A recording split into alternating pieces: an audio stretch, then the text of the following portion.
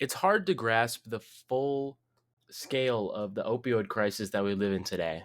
On average, 91 people per day are dying from opioid overdoses, and the rate of addiction to opioids has shot up 500% in the last 10 years.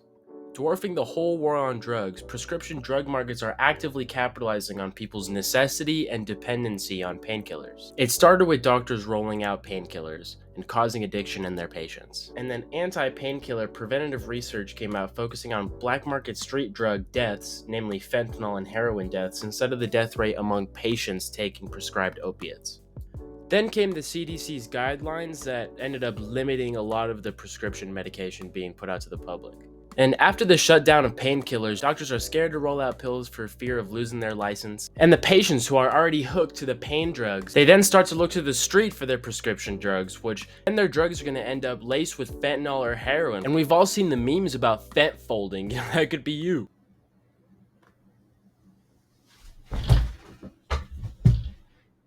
Now, if you take an OxyContin and you dangle it on a fishing pole and you go to your local McDonald's at 12 o'clock at night and you're just waving it out of your car, you'll see the type of people that I'm talking about.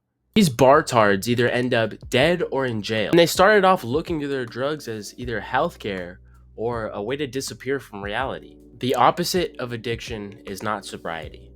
The opposite of addiction is connection.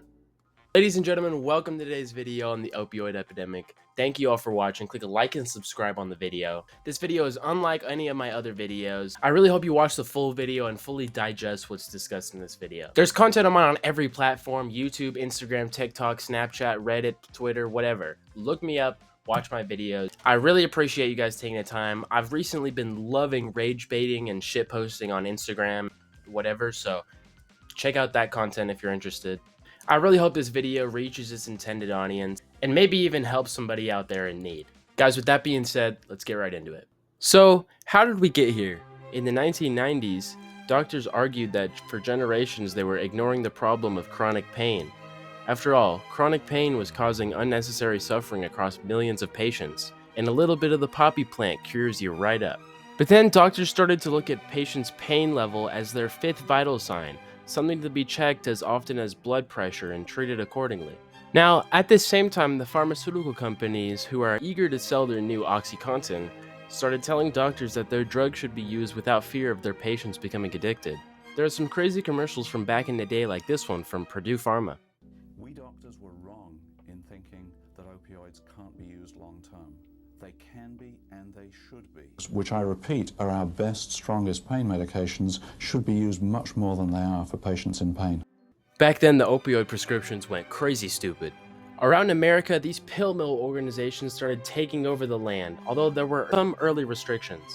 Now, there's a limit on how many pills that clinics could buy, so doctors can't fill every script, but clinics can get more pills per DEA licensed doctor they have on staff.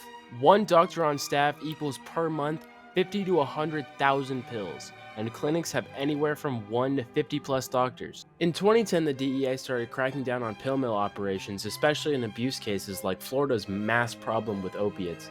So they even started throwing doctors they deemed to be overprescribing in jail.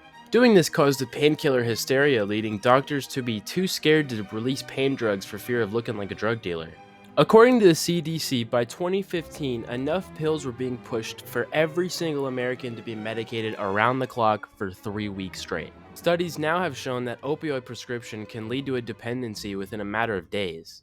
Doctors started to realize the damage mass pill pushing was causing. Research had come out about opioid-related deaths, saying that 15,000 people a year are dying from prescribed opiates.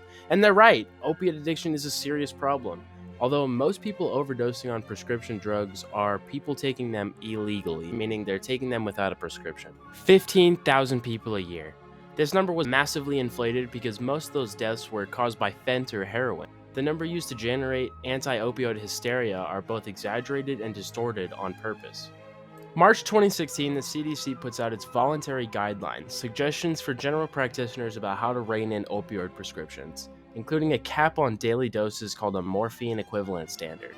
And from then, March 2016 to December 2017, there were 14.2 million fewer opioid prescriptions filled.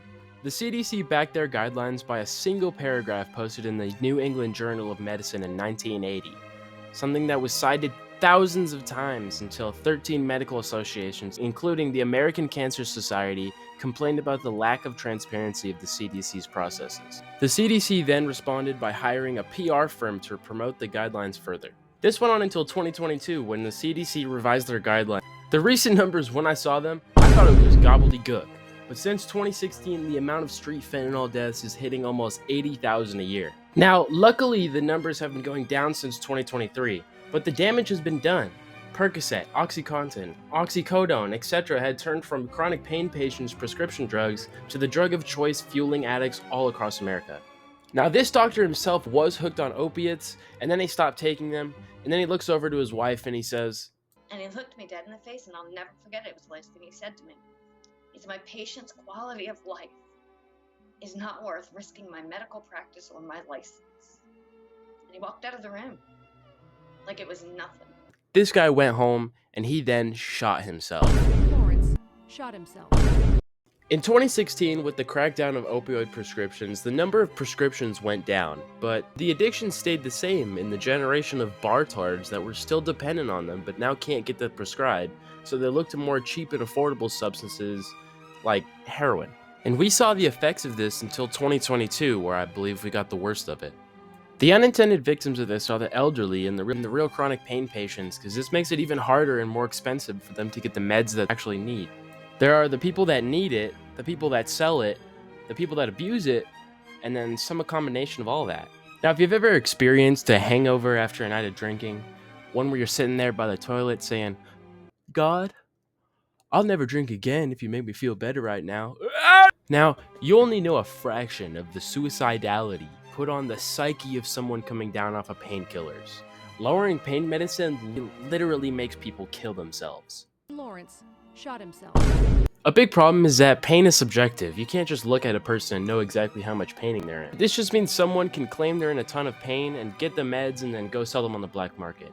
Doing so is very illegal. These dealers be lacing those drugs with fentanyl, meth, heroin, just because they're the cheaper ones than the actual prescription drugs. But those are the people that we should actually be imprisoning. And a problem that we run into is that we imprison junkies and we're not actually imprisoning the real people committing the crimes by selling the heroin and fentanyl. Now, those who need it should get it, and those who sell it should be imprisoned for the most part.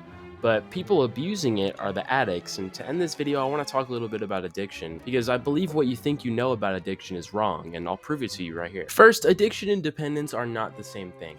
Chronic pain patients are dependent on their medications the same way a diabetic would be dependent on their insulin. They cannot live functionally without the medication. So you then ask, what is addiction? And I'd answer that it's not really addiction, it's bonding. And let's get into it. A common misconception that we all have is that addiction is caused by the chemical hook in the drugs. And I don't believe that's the whole story. It's about the person prone to addiction, not the drug of choice itself. So if I go outside and I get hit by a car and I break my hip, when I go to the hospital, they'll shoot me up with a ton of diamorphine.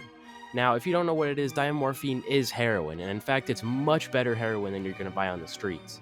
But when I come out of the hospital with a cast, I'm not going to be fiending for heroin, looking for any way I can chase that high again. I'm sure some of you listening to this might have even taken heroin and you didn't even know it. Guys, what I'm about to tell you comes from a TED Talk called Everything You Think You Know About Addiction Is Wrong, and I highly recommend you go watch the talk about it, and I'll leave it in the description, but I'm going to lay out some of what he says here. The main point of his talk was a study about addiction, about rats living in a cage with two different waters. One water is just normal water, and the other one is laced with either heroin or cocaine. Now, rats throughout this experiment, they would drink a little bit of the normal water, and then they drink the drug water, and they'd get chemically hooked on the drug water, and then they just go to the drug water over and over again until they kind of overdose on it and kill themselves. And you think, oh, that makes sense, because the drug water feels good and the normal water feels like nothing, so the rat gets addicted. You might see that, and that makes sense. The rat got hooked, got addicted, and went and overdosed on it. Now, in the 70s, Professor Bruce Alexander took a look at that experiment and noticed something. What he noticed was they were putting the rats in an empty cage. It's got nothing to do except use the drugs. So he said, let's do something different, and he built a cage he called Rat Park, basically rat heaven, loads of cheese, toys, and most importantly, access to friends and access to sex. And obviously the rats have the normal water and they have the drug water. Now in Rat Park, the rats don't like the drug water. They almost never use it. They never use it compulsively, and they don't overdose. You go from almost an 100% overdose rate when the rats are isolated to a 0% overdose rate when the rats live happy and connected lives. What if addiction isn't about your chemical hooks? What if it's about your cage? Maybe it's not even addiction. maybe it's bonding. Human beings have a natural inclination and need to bond. And when we're happy and healthy, we'll bond and connect with each other. But if you can't because you're traumatized or isolated or beaten down by life, you'll look to anything for some sense of relief. Addiction comes in many forms, but you will bond with something because that is our human nature. I believe a lot of addiction comes from not being able to bear to be present in your life. So if you're struggling with addiction, then I really encourage you to look to someone for some connection and work to build a life that you don't want to disappear from. Thank you guys for your time. I really appreciate you guys watching the video. If you haven't already, drop a like and subscribe. I really appreciate every single one of you out there watching this video. Go watch my video on why I don't think car dealerships should exist if you haven't seen it already. I'll put it on the screen so you guys can just click it. I really appreciate you guys watching the video, and I will see you guys in the next video. Peace.